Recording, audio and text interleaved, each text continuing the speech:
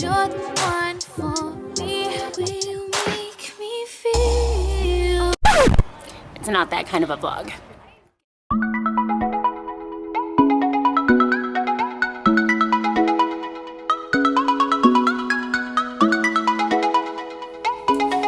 Hey everyone, it is today, Monday, September 5th. I had to look.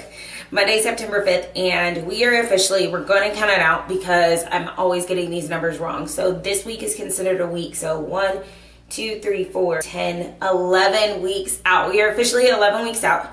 Today is obviously Monday, and I compete on a Friday. So basically that gives me 10 weeks and 4 days, basically.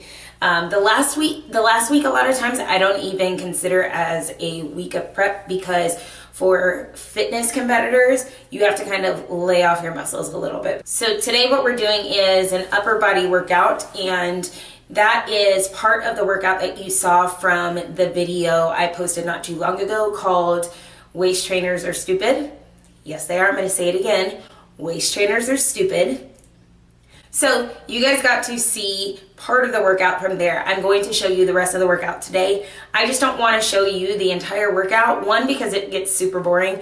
And two, I mean, it's better to break it up just so that you guys aren't sitting there watching me just lift when I can be giving you valuable information like waist trainers are stupid. Right? So we're going to do that today. And then also my knee has been swelling up quite a bit. I was a basketball player my entire youth. So what happened my senior year of high school, second day of basketball practice, I ended up tearing my ACL. So I've had one complete reconstructive surgery on it. And then also about 2 months after that, the cartilage hadn't broken up like it should have, and I couldn't bend my knee past like a 37-degree angle, which is crazy. So basically, here's my knee straight, my knee would go to here, and I couldn't bend it past that. It was insane.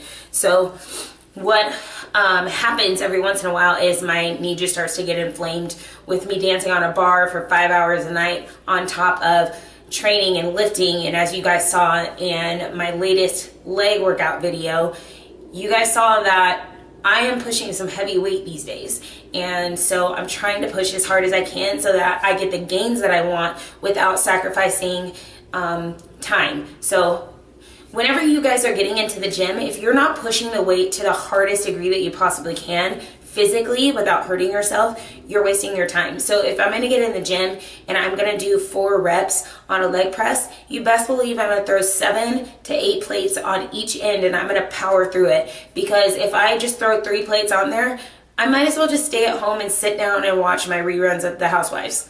Honestly, I'm wasting my time if I'm not pushing my body to its limit, and of course in the safest way possible. So if it's something that I can do and I can push through and be able to make happen, I'm going to do it. Now, sometimes when you're doing that, you end up with small, setbacks, just like this, like my knee, just like my knee. It doesn't mean that I'm pushing weight that's not comfortable for my body. It's just, this is what happens with my body every year that I've competed, whether I was doing box jumps or jump squats, or if I were doing like one leg squat jumps or something like that. Like, crazy enough, this happens to me every single year that I compete. It's just something that I deal with because I love doing what I do. So my go-to is always ageless joint support. So this is the stuff that I use. It's all natural. That's my biggest thing. I don't even like taking Tylenol. I don't like taking Tylenol, Advil. I don't like taking any types of cold syrups. I just a lot of times allow my body to go through its process and get rid of whatever it is that I'm dealing with. But my joints, this is how I make a living currently. One day I will not be doing, dancing on a bar for 5 hours. I'll be able to do other things, and this will allow me to get through my days with much less pain, much less swelling, and the fact that it's all natural. They had me at hello. I'm gonna take you guys into my apartment gym for cardio. Clearly, sprints are not gonna be a good option for me at this time. I even considered doing rowing, but with rowing, you use a lot of force from your legs. So I'm pushing off, and that takes a lot on my joints. So I can't even believe I'm saying this as a black girl. I'm gonna get in the pool and do some cardio. So you guys get to come with me for that as well. Let's go ahead and get to that. First, I'm gonna get my oatmeal so I can get my carbohydrates in. I've been noticing that I am responding greatly to that. My carbs have gone up, so it's better to knock out as many carbs as I can in the morning, and then of course I will have them later on at night like I traditionally would. So having 60 extra grams of carbohydrates, I can definitely have a good 27 from my oatmeal in the morning before I go work out. So you guys are gonna come with me. I'll show you what I'm eating for oatmeal, and then obviously we will slowly gravitate into upper body. You can't even see my muscles. I don't even know why I did that. Let's go. Looking up, there's always sky. Rest your head, I'll take you high. We won't fade into darkness. Won't let you fade into darkness. Why worry now? You'll be safe. Hold my hand, just in case. And we won't fade into. Alright guys, don't forget this is the second half to the upper body workout that I showed you previously in another vlog. In order to see that, click the card in the top right corner. It'll take you straight to that. We started out with a dumbbell chest press. Your arms come down to a 90-degree angle and push back up. Next, we moved on to the row machine. So the trick here is when you pull your elbows back, squeeze those traps together. This is what's gonna give you that amazing back, ladies. Next is what Byron likes to call the dumbbell full range front and lateral raise. The key to this exercise is to make sure that your arms are staying together as you move through the motion. Work through that shoulder burn. Speaking of shoulders, my triceps and shoulders are always burning on this exercise. This one is the overhead tricep extension.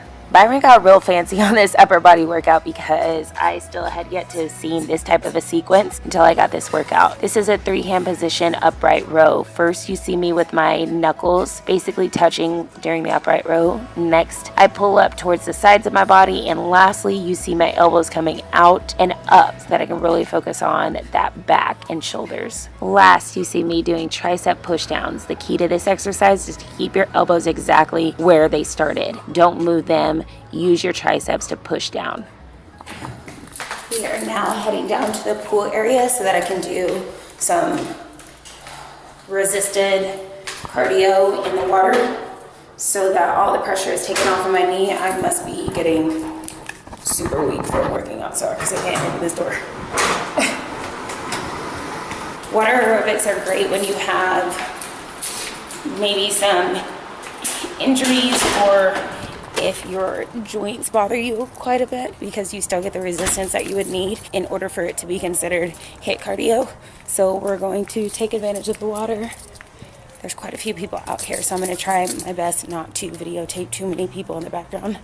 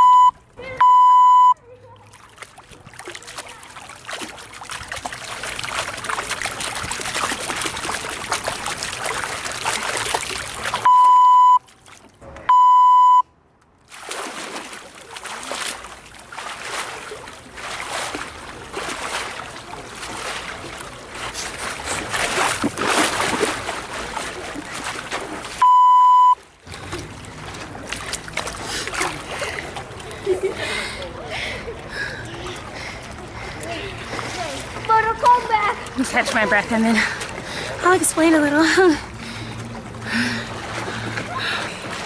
So like I was saying, I'm doing water aerobics because my knees have been bothering me. My left one in particular that I've had reconstructive surgery on, and it's been swollen lately. So it's the best way to get a HIIT cardio workout in, because I still have the resistance and I'm not putting all the pressure on my knees.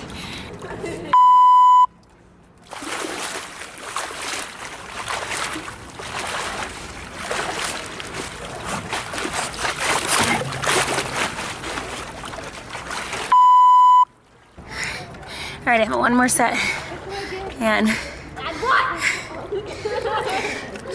just in case this is something that you want to try, other than obviously keeping your heart rate up as much as you can, which is main moving as much as you can during your go time. This is a great way to engage your abs without having to do crunches. So anytime I'm coming up with high knees, I'm obviously contracting my abs. Same when I'm doing step ups. Step ups is all here.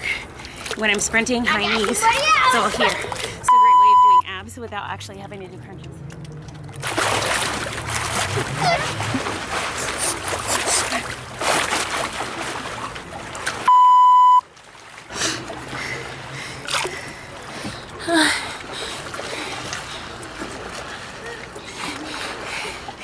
I can't even talk.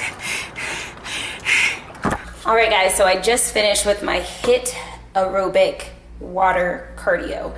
Now it is about 30 minutes before I have to leave for work. So obviously hair, makeup, and of course a shower have to fit within that 30 minutes. So what we're gonna do is make a quick meal replacement shake because I don't have time to actually eat a meal. Thank God for my meal replacements. I'm going to add a little bit of cashew milk just because it makes me happy. So I'll show you guys how I do that right now. Now you guys have actually gotten to see me make a previous flavor. I honestly can't remember what it was. It was either strawberry or strawberry with pina colada, in other words, a Miami Vice. So today we are going to use orange cream and a little bit of cashew milk. So just to change up the flavor so I don't get bored with all the things that I'm doing, I'm going to add 1 cup of cashew milk, which basically the macros for that is 2 grams of fat, 1 gram of carbohydrates, and less than 1 gram of protein. 1 cup of that. A meal replacement shake with isolene calls for 2 scoops. The macro breakdown for isolene shakes, and mind you, this one does have dairy in it, so it's a whey protein with dairy. 2 scoops is equivalent to 24 grams of protein, 24 grams of carbs, and 5 grams of fat. Once again, all my amino acids are in here. I have 23 essential vitamins and minerals that are thrown in here as well, and there are digestive enzymes in this. So when I add any of this to liquids, you have about 10 to 15 minutes to consume this so that the enzymes can break down the foods as quickly as possible without them dying ahead of time before you get to put them into your system. As you guys know from previous vlogs, you know that I don't normally add ice to my shakes, but when I started using cashew milk, I noticed that if I start to add barely like 3 or 4 cubes of ice, that I actually really enjoy it. So we're gonna add that here. All right, so this is all done. I'll put the macros below too so you can see what the macros with the isolene shake and the 1 cup of cashew milk calls for. And you know it's good when you lick the blades, as I always say. So dangerous, but I keep doing it. Just to talk to you guys quickly before I jump into the shower, and then I have no time to close this out, but basically today I wanted to show you guys the remainder of my upper body workout. I am clearly lifting with as heavy, like the heaviest amount of weight that I possibly can to benefit during the next 11 weeks before I step on stage again. Once again, my mission is to go from fitness pro to figure pro, although in my federation you are allowed to hold both titles. So I want to be the first one that I know of to hold a fitness pro title and also a figure pro title. Now, the difference between what I have done in the past to get ready for my show, whether I was a pro or not, versus this one is basically my mental state of mind.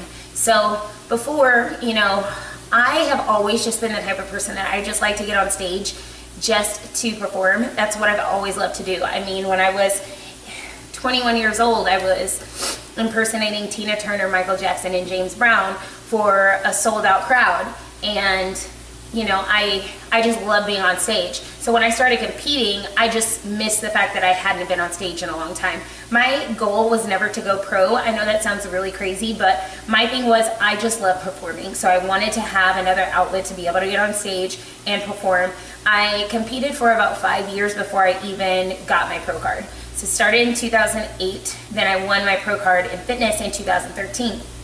Now, of course, my thing was, I'm so excited, oh my gosh, I just went pro. I don't even know what that means. I never wanted to know what it meant, but it was nice to be able to hold the title. But my whole goal in competing in general is to get on stage, perform, and give somebody a great reason to go, I enjoyed that show and my $50 ticket was so worth it. And I could care less if I place or not.